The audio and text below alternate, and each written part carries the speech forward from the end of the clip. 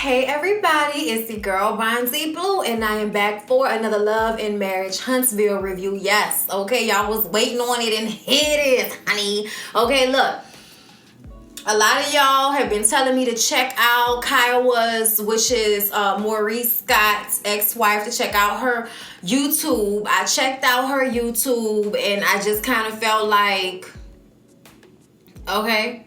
Like, she gave us a little bit of information. Her husband isn't a bum. He has a job. He works with kids.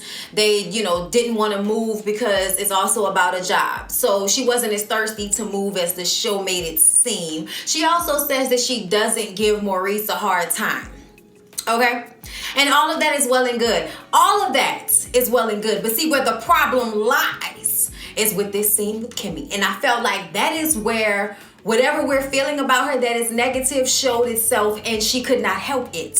So whatever she said on her little YouTube page, that's fine, okay? But at the same time, the body language that was exhibited and shown during this episode speaks volumes on the situation, okay? And whatever is said after the fact, it's simply tish tosh, okay? Meaning I don't care, okay? Let's go ahead and get into it. Let's start off. So Marcel goes to see the Holtz down at their office, but Mel is the only one there, okay? And she's like, well, you can talk to me. Martel isn't here, but we can talk. Come on, let's sit down, let's talk. So they talk, okay? And Mel, for some reason, is trying to hold Marcel responsible for what Martel has decided to do. You should have checked him. You should have pulled him to the side. Y'all should have had conversations to keep y'all homeboy in line and all of this here. And Mel, I get it, okay? I get it. You are trying to make sense of something that doesn't make sense to you. Because as you said before, you and Martel have been having sex, have been, being the same romantic couple y'all always had been. So when you found out about old girl, it was a slap in the face and a hit upside the head. I didn't know nothing. I didn't know nothing. I didn't know we had no problems. Nothing like this, okay? And I understand that. But at the end of the day, Martel is a grown man, okay? A grown man. And if he wants to do the wrong thing, he's going to do the wrong thing. And it doesn't matter what his homeboys tell him. It doesn't matter if they say, son, you being sloppy, you need to do better, you bringing attention to the clique that is unwarranted, stuff like that, okay? But I'm sorry, Mel, there's nothing that they were going to be able to say that was going to make Martel act right. It's just the realization and the honesty of the situation. The truth is that your grown man husband is only responsible for his own actions, and his actions cannot be blamed on Marceau and Maurice. And it doesn't matter what they are doing within the confines of their relationships. He knows better. So there's no one to blame but himself. And with that being said, I just want to say on a grand scale that all of you women that defend the other woman, oh, he in love with her and he bought her a car and Mel is so sad. All of y'all sound like the other woman in y'all real lives. Y'all sound like y'all are speaking from personal experience. And I'm going to tell you, at the end of the day, it don't matter how many cars a man buys you. It don't matter how many nights you get to have him in your bed. At the end of the day, when he got a wife that he goes home to that gets the holidays and still gets the D enough to get pregnant with a fourth child, you are just a side piece with bad self-esteem at the end of the day. And I would wish that all women would be happy to be number one instead of being number two. Okay? Do one better for yourself. Do better. But we're not about to sit up here and act like, oh my God, Mel is just this terrible person who deserves to get treated like this by her husband because she took him from a sorority sister in college. Like, that even matters. Like, what?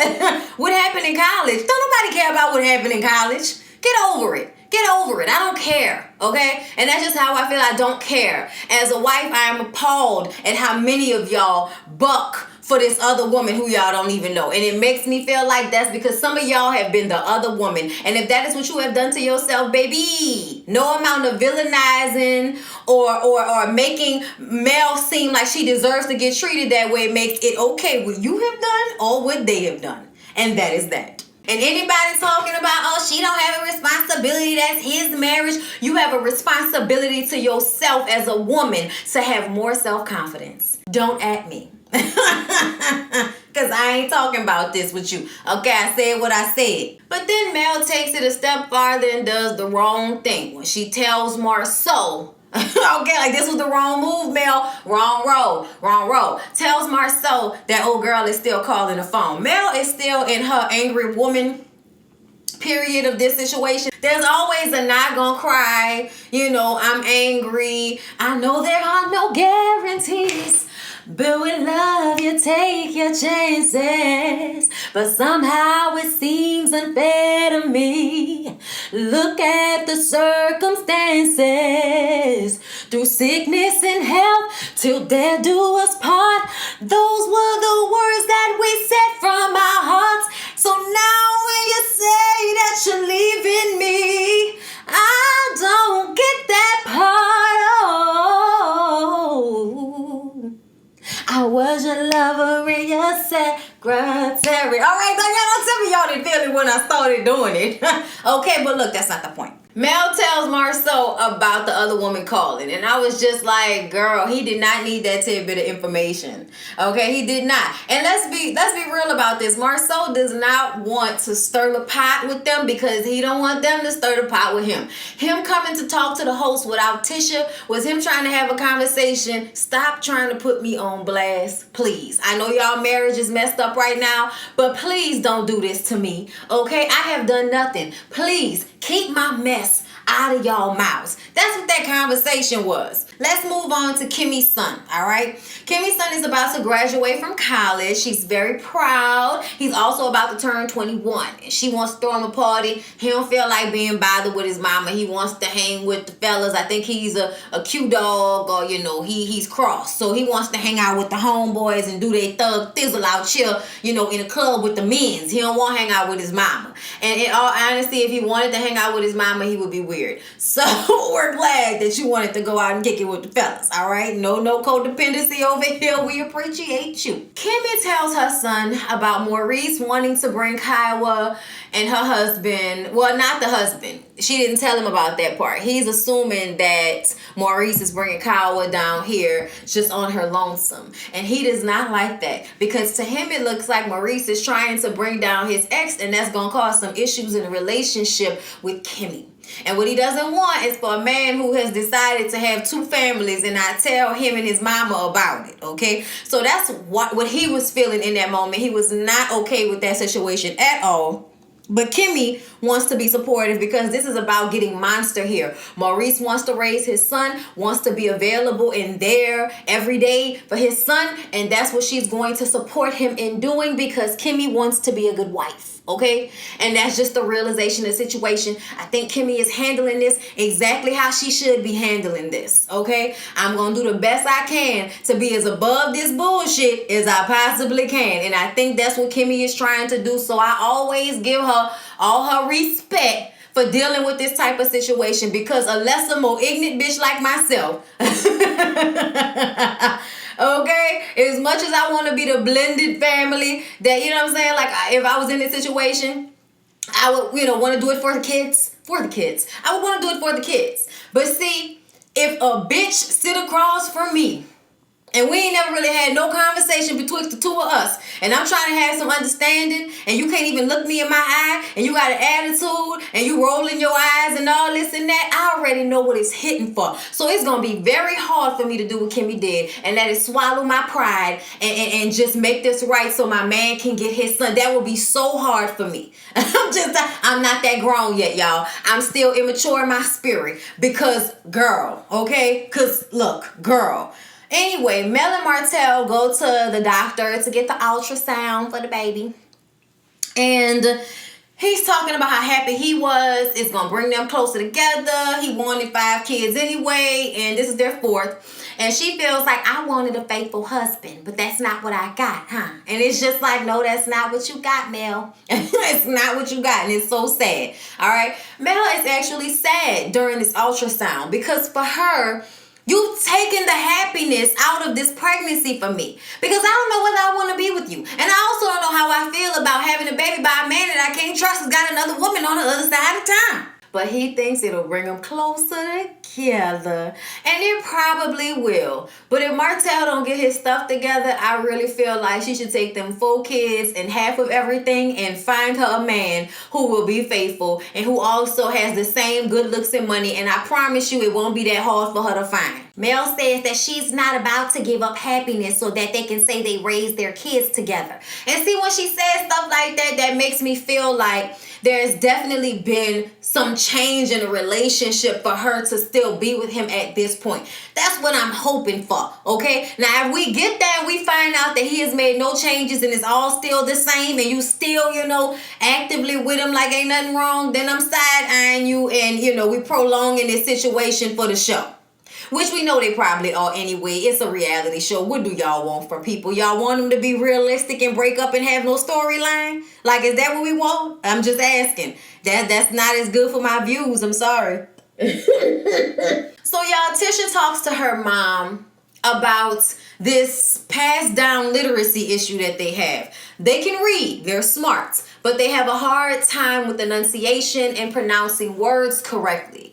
And apparently, Tisha's grandmother had a hard time with her speech and, passed that down to the mama. And the mama passed that down to Tisha. So now Tisha wants to go and get speech therapy so that she can break this cycle and she doesn't give this mispronunciation to her kids, okay?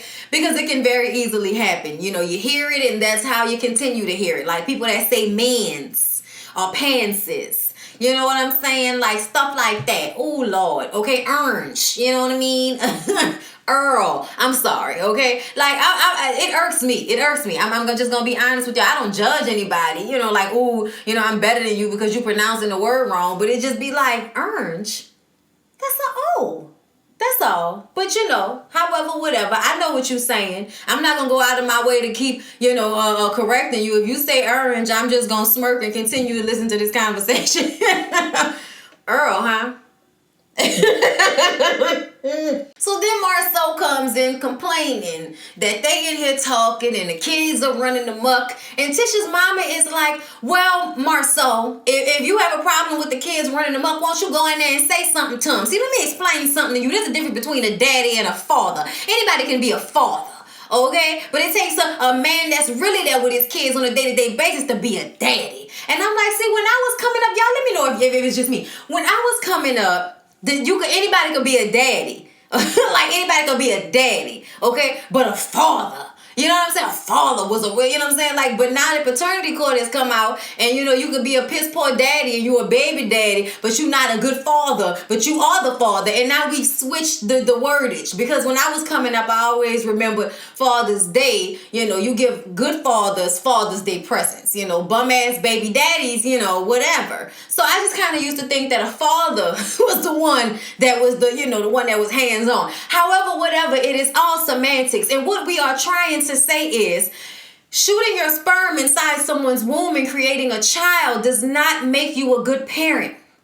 Being there and providing financially does not make you a good parent if you don't know what your children are allergic to. If you cannot deal with them on a daily basis. If for, a couple of days a week you can't handle your children after school, picking them up and dropping them off and making sure that they eat something that's not McDonald's. If you cannot handle that, you are not doing your job. That's it. It does not matter that you pay for things. That does not mean that you don't have to be engaged in their day-to-day life. Okay? That is piss poor and that is bullshit. Okay? And I just don't want to hear that. Especially since, nigga had a real father, real man out here. Like, okay, somebody that worked full time, paid most of the bills, and cooked most of the time as well, because that's what my daddy liked to do. He was a cook, so he cooked, okay? My mama only cooked every now and again, okay? And he cleaned up after himself so that she wouldn't have that much to clean. And by the time I got to a certain age, it was all on me to make sure stuff was clean by the time my mama got home at night, okay? So I just kind of feel like whoever told him that this is what real men are supposed to do, they lied to him. So I agree with Tisha mama, and in all honesty, as much as she tends to overstep her boundaries, I'm glad she there. Because he work on my nerves, and Tisha just lets him roll over her, like she ain't got no sense or something like that. So I'm glad her mama is there to point these moments out. If them children doing too much, once you take your tall, linky ass up there with them weed smoking lips and go tell them children to calm down or something like that. Then he gonna ask, why is she there? Respectfully, why are you here? And obviously she's there to help Tisha because you can't help Tisha. That's why. Maybe if you did more as a father, y'all wouldn't need the mama to be in here and taking over and running things. But here we are. Mel and her mom, y'all, they sit down on this gorgeous back porch overlooking this water and these trees and this greenery and this fog. And y'all, oh my God, like I cannot wait. I just can't wait to have my dream house. I swear to God. Because it was just so peaceful and beautiful. And I'm a person that soaks stuff like that up. So I sit there and read a book all day as far as I'm concerned. You just give me a drink and an ashtray and give me a good book or audio book. And girl, you ain't got to worry about me. I'm going to tell you the truth, okay? So I was just like, oh, this is lovely. But her and her mom talk. She tells her mom she's pregnant. And her mom wants to be happy about it, but it's, it can be assumed that, this ain't the most happiest occasion. But, her mom tells her, when I got pregnant with you, it wasn't the right time. I was young and I was, going into college and I was about to disappoint my parents. She had all of these thoughts. And Mel's dad gave her the money for the abortion, but she could not do it. And she had her anyway. She didn't care. She had decided that she loved her baby and she was going to be a mother. And it didn't matter if her parents were upset or if Mel's dad was mad that she didn't use the abortion money. Okay? And that put some things into perspective for Mel. And I feel like as a married woman, even if the relationship is shit, y'all financially are stable. There is no reason that you can't have that baby. And y'all, I'm going to be honest. As much as it annoys me for some man to tell a woman what to do with her body, I was watching this and I was like, I don't think I could ever do that. I don't think I could ever terminate a pregnancy unless it was going to harm me or the baby was going to, come out and I wasn't going to, be able to raise it to take care of itself. That's the only times I feel like that would be into consideration. But in a situation, just because it's not the right time, I'm not Bird from that season of Soul Food. No, y'all remember that season of Soul Food where Bird got pregnant and she had an abortion because she felt like it wasn't the right time and everybody was mad at her because she did it and Lim didn't talk to her for a long time because he was mad about it. Remember that? Mm-hmm.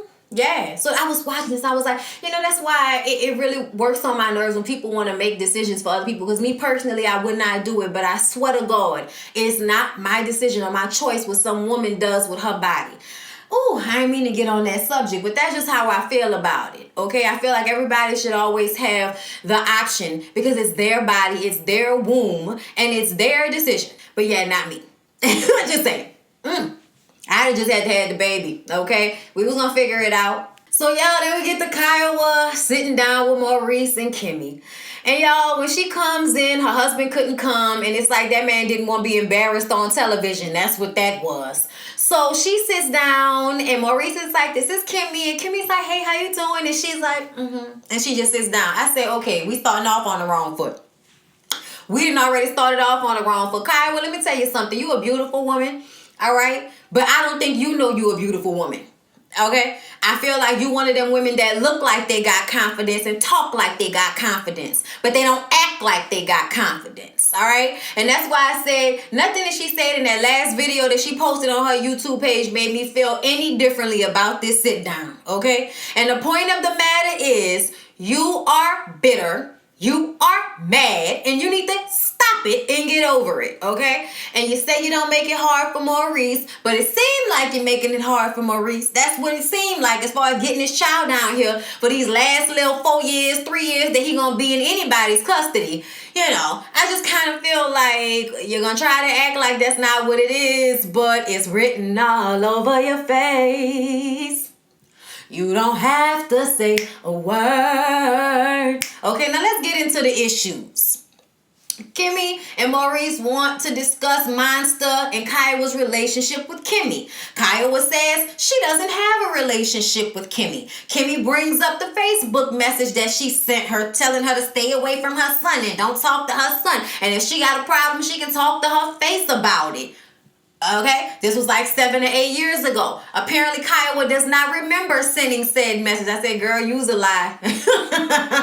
I said, use a lie. You remember. Kimmy says that things things will continue to happen. Not just that, because she tries to act like, well, I hope we can get over something that happened 7 or 8 years ago that I don't even remember. Like, try to play it down. But things have consistently happened since then. So she brings up the texting, the derogatory texting that she said about Kimmy, calling Kimmy all kind of names because she felt it was inappropriate for Kimmy to wear a thong bathing suit. Let me tell you something. Like Kimmy said, a thong bathing suit around a teenage boy, it could be considered inappropriate depending on who you're talking to.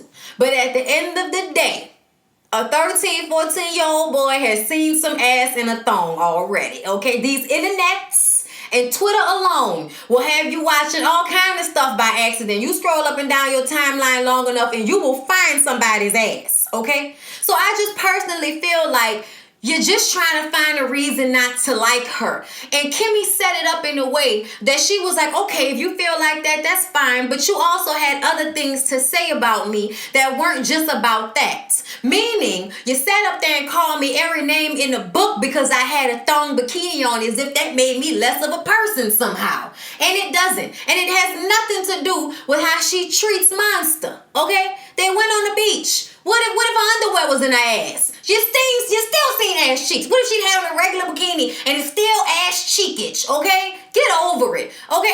Get over it. I just feel like that's not a big deal. Yes, you can be uncomfortable, but you ain't there. So, get over it. Your son gonna be okay. Because, you know what I'm saying? Because he saw a lady in a thong, his stepmama in a thong.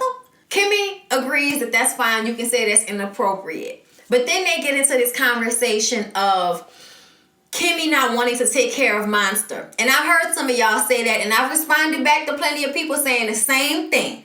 I totally understand where Kimmy is coming from. She's not saying she doesn't want to help raise him. He's been in and out their household the entire time they've been together. If she didn't want to be with a man who wants to take care of his child, then she wouldn't be with Maurice at this point. That's not the point. The point is, as a man, what they like to do is once a woman is in the home and can take over certain things, they will rely on that woman in a way that they otherwise would not if that woman were not there. So what she's saying is, I am going to do my part, but you're going to have to do yours. You can't stay late, out late at night, hanging with your friends and taking trips when your son is going to be here expecting you to be here, okay? And that is what she was trying to say. Once she broke all that down to Kiowa, there was really nothing that Kiowa can say. So from that moment on, it seemed like everything was fine. Kiowa still had an attitude as far as I was concerned. You still had an attitude. And to me, it feels like you just want to dislike Kimmy because you are mad that Kimmy got the Maurice that you wish you would have gotten. And I'm sorry for that, ma'am. I'm so sorry. But there comes a point in time in a woman's life where she has to say, I'm over this, and mean it. And I mean it. Not just I'm over it, but I still have an attitude when I talk to him. I still have an attitude when I see his new girl. You gonna have to get out of that, ma'am. She said she like Huntsville, gotta find a job first. Yeah, whatever, okay?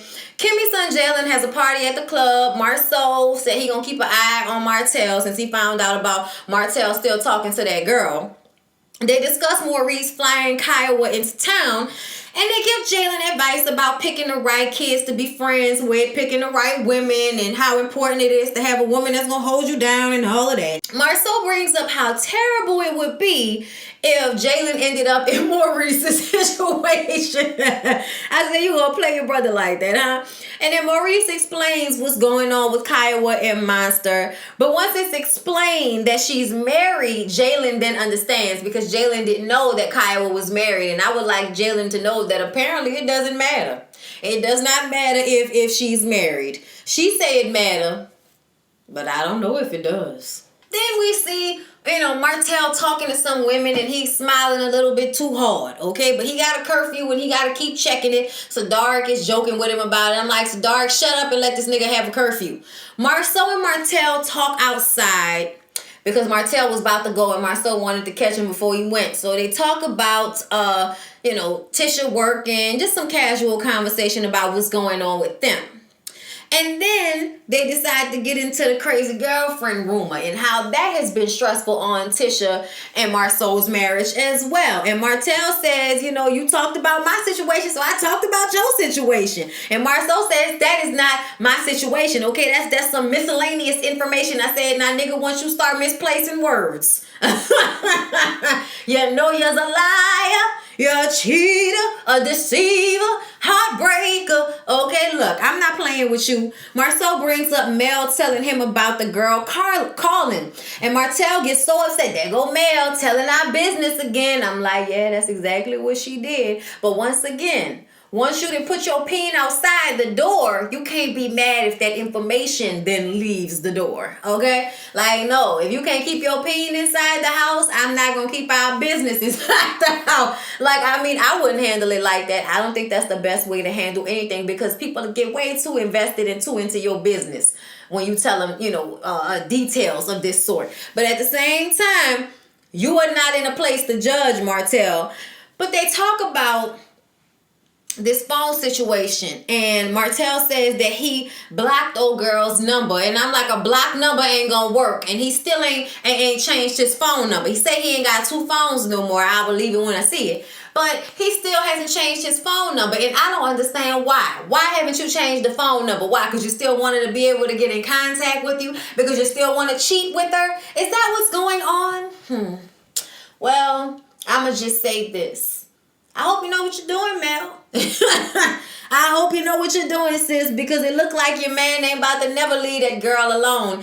And look, let me tell you, he'll eventually leave her alone, and I'm going to tell you when he's going to leave her alone. When she accidentally gets pregnant. And I promise you, he's probably been trying very hard. Both of them have been trying hard not to get pregnant, okay? But I promise you, if she ever slips up and gets pregnant, that is when he will stop messing with her, okay? Because he's coming to you because you're fun. He's coming to you because you are a lack of responsibility. You are a warm hole that doesn't have any children around. Okay, you don't have any responsibility. You don't have any years of arguments to consider into the situation. When you are the other woman, you are simply a happy place for a man to go. But as soon as you think you about to take over as the wife, and then you have kids and all of this, you are now creating the same space for him that he was running from. So everybody that's talking about, you know, how much he loved her and all of that, I just kind of feel like if he did, he'd have left his wife for her. Okay? Because there have been plenty of men that ain't got on the phone and said, put your mom on the phone. I ain't coming home. Have a good life. Click. It's happened. It's happened. Okay? But we can only see, wait and see how it plays out. We can only wait and see how it plays out. But that other woman, that girl, seems very beautiful and successful and all of that. You'd hope and pray that she would want a man for herself. But hey, these hoes. What you want me to do? Anyway, y'all, yeah, that's my opinion on it. That's all I got to say. The episode was okay. It was a filler episode, They put a lot of dramatics into the trailer for the Kiowa conversation, but Kimmy wasn't going to give her the satisfaction. It could have went left, but it didn't.